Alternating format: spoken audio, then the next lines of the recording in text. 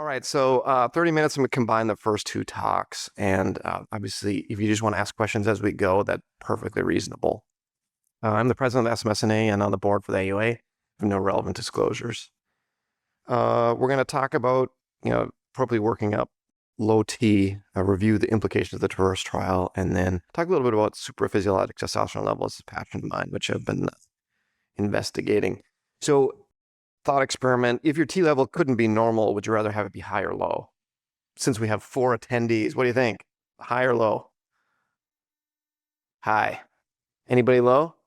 No, of course not. Gotta be jacked. I want to have high T. What medical condition or symptom is most likely to trigger you to order a T blood test?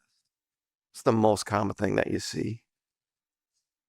ED, very good. Good, maybe low libido.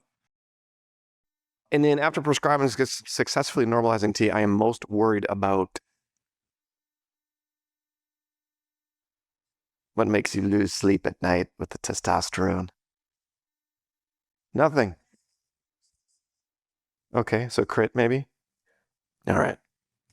Excellent. Well, it wasn't too long ago that you couldn't watch late night TV without seeing some kind of ad about, have you suffered a heart attack? Are you on testosterone? Call the lawyer. That has largely gone away. And, we look at different things, and basically the FDA says T doesn't work. You get it for soft indications, and the AUA is like, don't give T for ED if it's not low, that kind of thing. Obviously, testosterone impacts many organ systems. Remember the kidney, because that's where your erythropoietin is stimulated from. And of course, there are many symptoms. They're very nonspecific, but decreased energy or motivation, diminished libido, diminished work performance, poor concentration, sleep disturbance, depression. Sleep is particularly important, right? Because you make T when you sleep. And if you don't have enough T, you can't sleep well. Physical signs, we all know them. Typical Midwest medium, as we'd say, from Minnesota. Truncal obesity, low bone mineral density, etc.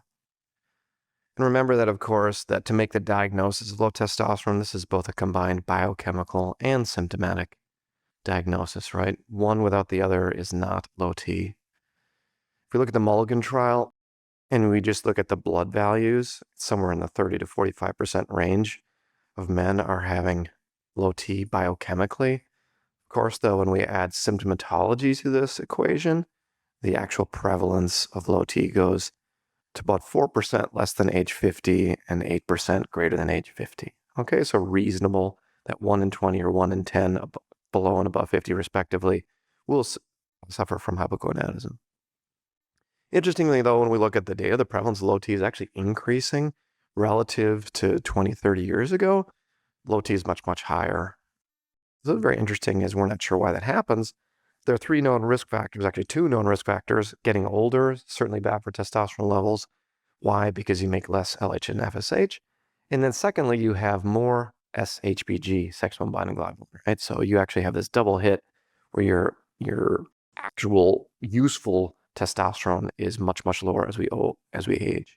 Obesity is also a risk factor as we aromatize testosterone to estrogen irreversibly. And then finally, there's this unknown risk factor. Who knows what it is? Is it plastics? Is it diet? Who knows? But that's why, we speculate T is going down from this third variable. I show a picture of a lion here because somebody know what the relevance to a lion's mane and testosterone levels is?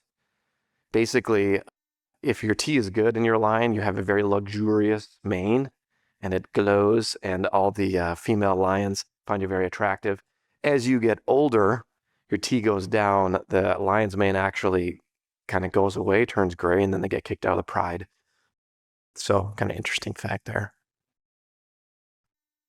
Obviously, testosterone use continues to increase for a variety of reasons, anabolic steroid abuse, but also, looking for advantage for maybe for energy or erections. And so you see that this increase in use, particularly in young men, but this is often in the absence of testing. On this picture here, we see, what I talked about before, SHBG levels climbing as we age, and this is total testosterone going down as we age. Here's free T going down even further. So probably you should check free T overall. You can use total T as a good initial test, but free T is kind of the gold standard that I'd rely on. We do data analysis on various ages, you can see that total testosterone should be higher the younger you are. And so we can use this as a guide to testosterone replacement. The thing to remember is just to replace men to the middle tertile of testosterone levels. So aim around, 5 to 800 or so. You pretty much can't go wrong. From AUA guidelines themselves, obviously the patient has signs or symptoms. We measure total testosterone levels, and then if it seems a bit low, less than 300 typically, or anything that is symptomatic, and I'd say even less than 400, very reasonable to repeat the testosterone measure central levels. And if you truly have low levels, you can replace. If you have really low T levels, you want to measure prolactin, or if you're worried about prolactinomas. And finally, if your hematocrit is less than 50, then you can go ahead and start T. If it's greater than 50, you want to think about mitigating the amount of T that you're giving. We'll go more into this later. So kind of important points. So remember that classic symptoms of low T are common.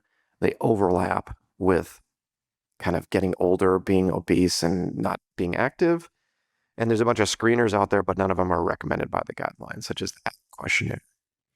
When you measure T levels, these cut points are biologically variable, right? So why is that? Well, receptor sensitivity is very different. SHBG levels is inherently different in humans. So total T, you can have one man who has a total T of 200, feels fine, and his SHBG is appropriately very, very low, and those free T may be fine. What gives you a very, very low T? Well, actually, low SHBG, obesity, actually.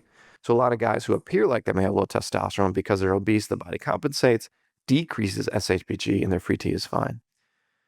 Conversely, you can have guys with a total T of 600, for example, an HIV patient that's on antiretrovirals, their SHBG level skyrockets as a result, and their free T may actually be quite low, even with a normal appearing total T. So free T is what you get in times of uncertainty. If you are less than 231 times 2, you can just start it. You don't need to check free T. That's low by definition from the AUA. We're lucky at Mayo to have actual free T that's calculated from our lab. Otherwise, you can use this free T calculator online using SHBG levels, which are cheap and easy to measure in concordance with alongside total testosterone. Remember, if your T is low, check a prolactin level. You want to rule out a prolactinoma, get an LH. And then typically, we'll start men on just injections. And it's a good 4 to 6 weeks trial to see if they feel a difference. And typically we'll do 200 of T every 2 weeks. You can do 100 every week. Alternatively, remember that in the elderly, you should use testosterone enanthate, right? E for elderly.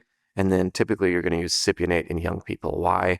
Because you get much less fluid retention with enanthate. And so you're much less worried about like CHF and stuff in older people. So we use enanthate as a starting dose. And then it's very reasonable to try a trial of discontinuation. So if you give T for a while and they're like, I don't know, you can stop the T. And if again, they don't notice a difference, maybe it's not doing anything. So this is in the guidelines. So this is a very important part of the talk. When should you get T when you may not think about it? Well, unexplained anemia, bone density loss, diabetes itself, exposure to chemo, history of testicular radiation, HIV/AIDS. Remember that SHBG story I just told. Chronic narcotic use. Narcotics are the number one cause of low T because it directly inhibits FSH and LH. SSRIs are the number 2 cause. Pituitary dysfunction, chronic corticosteroid use. You always check it. Remember that we have good data that T does result in improvements in erections, libido, anemia, bone mineral density, body mass, and depressive symptoms. We have questionable evidence for the rest of this stuff, such as cognition, diabetes, improvement, energy, fatigue, lipid profiles, and quality of life measures. I think, these last bullets are reasonable. However, if you don't have energy and you give guys T back and they start exercising, clearly it's a bonus, right? T is a lever, but the most important things we can do for ourselves are what? Exercise, eat well, sleep, avoid stress, right? So those are the main drivers. Everything else in medicine is kind of nonsense. But if you can give T and get people to exercise more or turn their life around in those ways, then it's certainly worth the theoretical risks. Remember, don't use T for fertility, those are pictures of jelly beans from the internet. And of course, if you give testosterone, that is what happens to the testicles. And so that's why bodybuilders often will have very small testicles on exam, because it directly inhibits LH and FSH when you give testosterone, and then the factory gets this signal to shut down. Boys, you're working too hard, so you get testicular shrinkage. If you are interested in preserving fertility, there's a whole nother talk on this later, but basically, and clomiphene would be your best bet. Not typical Clomid, which has 2 enantiomers, and clomiphene of the racemic mixture is one that has less side effects. We'll get into that later. Obviously, if we give testosterone, there are many benefits that can happen. So let's jump into a little bit about controversies with T replacement. So first of all, diagnoses and what forms of low T are covered. So theoretically, the mass majority of testicular failure, low T in the United States and the world, is secondary low T. That's where you check the gonadotropins and they're actually normal. On the label, it says that insurance doesn't have to cover this.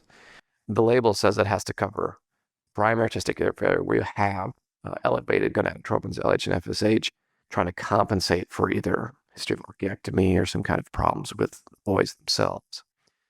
BPH, prostate cancer, cardiovascular disease were previous areas of controversy. I'd say these should be alleviated by now. If we look at the label, it talks exactly about how it should only be covered for primary testicular failure. Well, I'll be speaking at the FDA next month. Hopefully we'll get this changed, along with some other things that are still incorrect in the label. And in warnings and precautions, again, you've got, monitor for BPH. There's edema. That's why you give enanthate in older people. Monitor PSA, etc. All of these things are probably outdated. So if we look at recent label changes, spoiler alert, we no longer have to worry about heart attack from testosterone. Okay, and that's in the Traverse trial, which we'll get to in a bit. There is a new change to the label where they worry a little bit about blood pressure increases. And it is true, your blood pressure does go up, and it goes up more the higher you have and for the longer you have it. All right, this is known. Go from there. And then warnings, precautions. Again, this BPH and prostate cancer concern still in the label. When we ask providers around the world, what are you worried about with T replacement? Prostate cancer and BPH are often cited, right? And it takes a long time, surprisingly long amount of time for information to distribute throughout the world. So although many of us in the audience today know that it's very safe for BPH and prostate cancer, a lot of people are still worried about this.